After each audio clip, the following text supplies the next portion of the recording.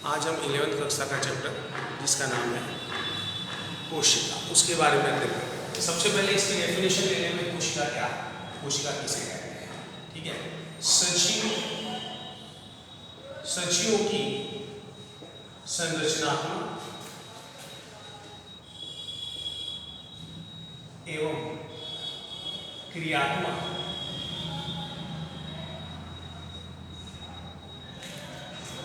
इकाई कोशिका कहते हैं। ये सभी जानते हैं, अपन पिछली कक्षाओं में भी पढ़ा है। कोशिका कहते हैं, ठीक है, सजीवों के शरीर की संरचनात्मक एवं क्रियात्मक इकाई को कोशिका कहते हैं। यहाँ पर संरचना बना रहा है और क्रिया, इसका मतलब सजीव जो है वो अपने आकार बनाती है तो उसकी संरचना निर्धारित हो जाती है, और क्रिया यानी क्रियाएं जो दैनिक क्रियाएं करते हैं उसी के आधार पर जो छोटी इकाई होती है उसे कहते हैं कोशिका। तो यहाँ पर ये कोशिका की डेफिनेशन हो गई। अब आगे समझे कि संसार के अंदर, संसार में विभिन्न प्रकार के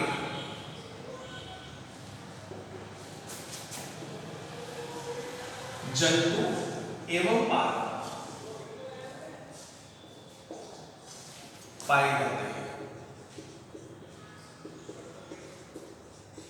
देखो, संसार में विभिन्न प्रकार के जंतु और पादप पाए जाते हैं। इसका अर्थ है भाई जंतु और पादप जो दोनों हैं वो सजीवों में समावेश होता है, लेकिन इनमें जो कोशिका की दृष्टि से देखें तो कई जंतु या कई ऐसे पादप होते हैं जिनका जो शरीर होता है वो एक कोशिका से बना होता है। तो ऐसे जीवों को अपन एक कोशिकीय जीव कहते हैं।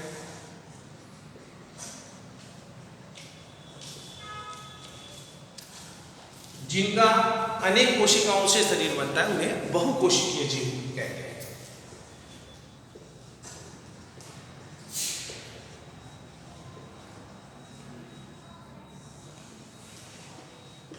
जीव कहते हैं, ठीक है। अब यहाँ पर अपने को पता चल गया कि एक कोशिकीय जीव किसे कहते हैं, बहुकोशिकीय जीव किसे कहते हैं। इसी के आधार पर अपन चले, कोशिका का अपने को पता चल गया भाई एक कोशिकीय बहुकोशिकीय क्या हो गया, ठीक है। अब इसका अध्ययन किसमें किया जाता है, तो कोशिका का अध्ययन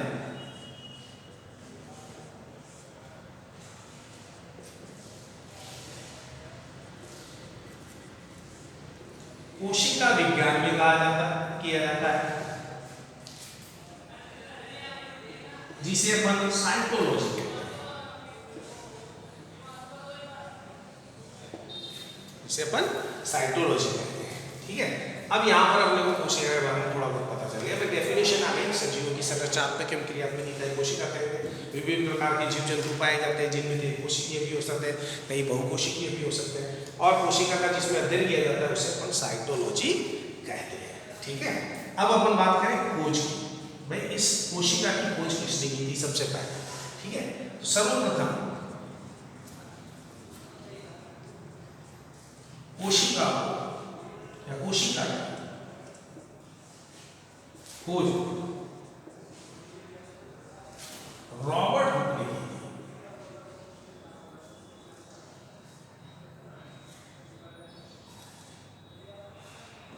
कौन सी सन में, 1665 की सन, ठीक है। लेकिन यहां पर अपन थोड़ा सा और डिटेल में जाएं। सर्वप्रथम कोशिका की खोज रॉबर्ट हुक ने की, लेकिन कौन सी कोशिका की, तो मृत कोशिका। ये जरूर अपने को याद रखना है, बहुत सी एग्जाम में क्वेश्चन पूछा जाता है। मृत कोशिका की खोज सबसे पहले किसने की थी, तो रॉबर्ट हुक ने सबसे पहले की थी, ठीक है। तो कोशिका की यहाँ पर बात पता चली कि कोशिका की खोज किसने।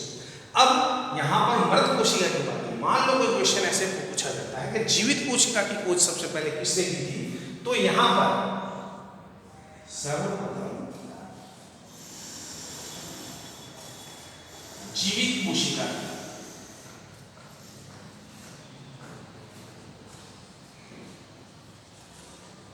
खोज एंटेनो वान ल्यूवेनहॉक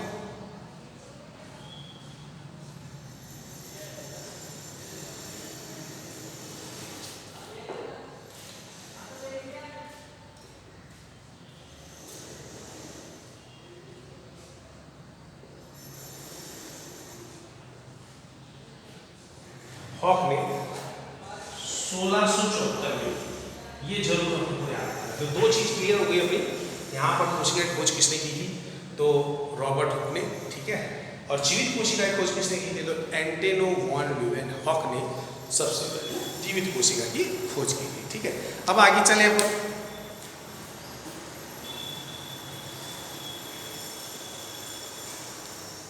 तो देखें भाई कोशिका किस प्रकार की होती है। तो अपन थोड़ा सा यहाँ पर डायग्राम देखें, नॉर्मल सा डायग्राम। इस प्रकार की ये एनिमल सेल है और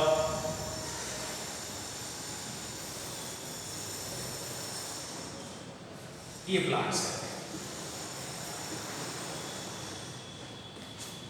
यहाँ पर एनिमल सेल और प्लांट सेल में क्या डिफरेंट है? तो सबसे पहले अपने को कोशिका भित्ति के बारे में पता चल जाता है, ये अपन ने देखा है, कोशिका भित्ति, ठीक है। इसमें उपस्थित होती है प्लांट सेल में, इसमें कोशिका भित्ति का क्या होता है? अभाव होता है। ये अपने को ध्यान रखना है, इससे अपने को डिफरेंट का थोड़ा सा पता चला। अब यहाँ पर देखेंगे दूसरी बात क्या होती है, यहाँ पर केंद्रक जो है वो बीचों बीच, ये केंद्रक है जो मैंने राउंड शेप में बनाया है, यहाँ पर भी ये केंद्रक है जो भित्ति की ओर होता है। तो यहाँ पर कोशिका की खोज किसने की? ये तो पता चल गया। अब अपन बात करें किसी केंद्र की, और केंद्र की खोज किसने की? ये अपने को पता होना चाहिए। केंद्र की खोज रॉबर्ट ब्राउन ने।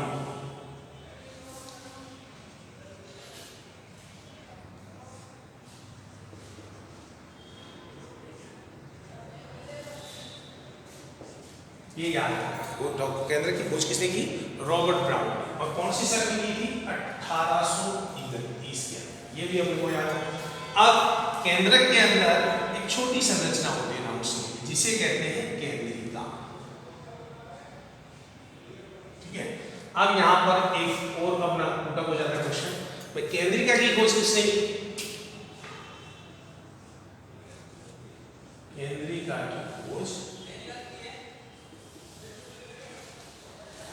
फोंटाना, ठीक है। केंद्रक की खोज किसने, केंद्रिका की खोज किसने की थी? फोंटाना ने की थी। कौन सी सन में की थी? तो 1781 के अंदर फोंटाना ने केंद्रिका की खोज की थी। अब अपन देखें इसमें मोटा मोटी क्या है, जैसे मान लीजिए यहाँ पर लिक्विड भी पाया जाता है, जिसे कोशिका द्रव्य जीव द्रव्य के रूप में अपन लेंगे, जीव के अंदर है। तो जीव द्रव्य की खोज किसने? ये क्वेश्चन बहुत बार आता है। जीव द्रव्य की खोज किसने की? तो पुरकिंजे नाम के वैज्ञानिक ने, याद रखना है, पुरकिंजे ने सर्वप्रथम जीव द्रव्य की खोज की थी, ठीक है। ये भी अपने को याद रखना है। ये 1837, ठीक है। अब अपने को ये समझ में आ गया कोशिका कैसी है, क्या कितने इसके बाहर जो है मेन अपन ऊपर देखते हैं, तो ये अपने को पता होना चाहिए, ठीक है। कोशिका की फिर से एक बार देख ले डेफिनेशन को। कोशिका किसे कहते हैं? सजीवों की संरचनात्मक एवं क्रियात्मक इकाई को कोशिका कहते हैं, ठीक है। कोशिका एक कोशिकीय भी होती है, बहुकोशिकीय, जिनका शरीर एक कोशिका से बना होता है। एक कोशिकीय बहुत सारी अनेक कोशिकाओं से बना होता है, उसे बहुकोशिकीय जीव कहते हैं। इनके खोजकर्ता जो मेन है, जैसे कोशिका खोज किसने की? सर्वप्रथम जीवित कोशिका, मृत कोशिका, केंद्रिका और जीव द्रव्य। यहाँ तक देखने के बाद में अपना पहला प्रश्न ये मन में हो जाता है कि आगे बढ़ते हैं, तो कोशिका का निर्माण कैसे हुआ? भाई कोशिका आ तो गई, अब कोशिका का निर्माण कैसे हुआ होगा ये अपन देखें। तो ऐसे कहा जाता है, भाई कोशिका का जो निर्माण हुआ है, ठीक है, वो कोशिका का निर्माण पूर्ववर्ती कोशिका से हुआ है।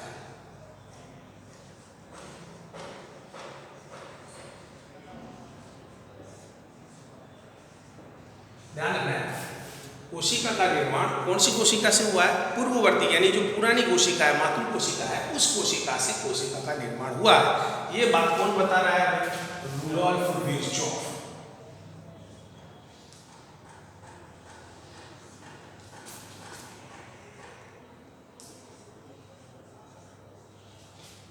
किसने बताई ये बात? रुडोल्फ विर्चॉफ ने बताया। पूर्ववर्ती कोशिका से नई कोशिका का निर्माण होता है। इसके बाद में एक प्रश्न हो जाता है, भाई अपन ने यहाँ पर 2 डायग्राम बनाए थे अभी, एक तो प्लांट सेल का और दूसरा एनिमल सेल का। दोनों में कुछ डिफरेंट भी थे, ठीक है, लेकिन कई कई चीजें ऐसी हैं जो दोनों में समानताएं प्रदर्शित होती हैं, ठीक है, और उन समानताओं के आधार पर कोशिका सिद्धांत की चर्चा होगी। तो बहुत बार ये प्रश्न भी आता है कोशिका सिद्धांत किसे कहते हैं?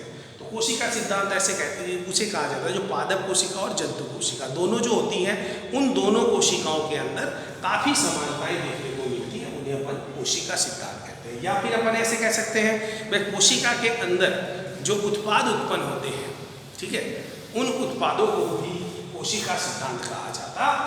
इसी के आधार पर यहाँ पर 2 वैज्ञानिक आए और उन्होंने कोशिका सिद्धांत का प्रतिपादन किया, जिसका नाम है स्लीडन एवं स्वान।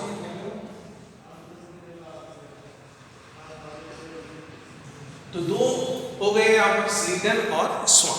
स्लीडन कौन था, स्वान कौन है, ये दोनों अलग अलग वैज्ञानिक हैं। दोनों ने कोशिका सिद्धांत के बारे में समझाया है। स्लीडन जो है वो वनस्पति शास्त्री है,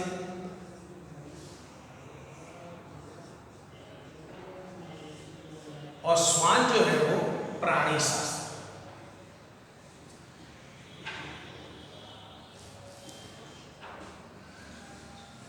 ठीक है, तो एक जूलॉजिकल वैज्ञानिक है और एक बॉटनिकल वैज्ञानिक। ऐसे दोनों वैज्ञानिकों ने अपने अपने मतों के आधार पर यह समझाया है कि दोनों जो कोशिकाएं हैं, जंतु कोशिका और पादप कोशिका, इन दोनों के जो कोशिकांग हैं वो करीब करीब कैसे हैं, समान है। जैसे अपन देखिए दोनों में केंद्रक पाए जाते हैं, ठीक है, फिर ER पाई जाएगी, अंतर्पद्रव्य जालिका, गोल्जी बॉडी है, ठीक है, कोशिका द्रव्य है।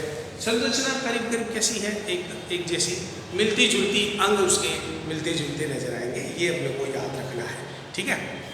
अब आगे बात करें, वह कोशिका सिद्धांत की बात होगी। अब इन कोशिका सिद्धांतों को आगे थोड़ा बहुत ले जाए तो उसी के अनुसार एक वैज्ञानिक और आया जिसका नाम है निगेली, ठीक है। इस निगेली ने भी यही चीज समझाने की कोशिश की है कि भाई कोशिका सिद्धांत जो है, उस कोशिका सिद्धांत को कुछ बदल कर, ठीक है, बदल कर प्रस्तुत करने की कोशिश की है। कैसे बदलने की कोशिश की है? तो कोशिकाओं के अंदर जो अनेक उत्पाद होते हैं, वो अनेक उत्पाद सभी कोशिकाओं में पाए जाते हैं। जैसे जंतु कोशिका है, पादप कोशिका है, या पादप कोशिका की कई कोशिकाएं हैं, जंतु कोशिका की है, ठीक है, उनमें सब में जो उत्पाद है वो उत्पाद कैसे होते हैं, समान होते हैं। ये बात किसने बताई? निगेली ने बताई है, ठीक है। उसी के बाद में दूसरी बात ये भी किया है कि नई कोशिका का निर्माण किससे होता है? पूर्ववर्ती कोशिका से। इसको दोबारा से बताने की कोशिश की है। ये बात किसने? निगेली ने बताई है, ठीक है, या फिर अपन कह सकते हैं नागेली, ठीक है। ये कौन सी सन में बताई थी? 1846 में बताने की कोशिश की है, ठीक है। यहाँ तक अपना वीडियो रखते हैं, फिर बाकी नेक्स्ट कल पार्ट 2 में अपन इसके आगे पढ़ने वाले हैं। तो ज़रूर इस वीडियो को देखें, अच्छी लगे तो उसे लाइक करें, सब्सक्राइब करें, ठीक है।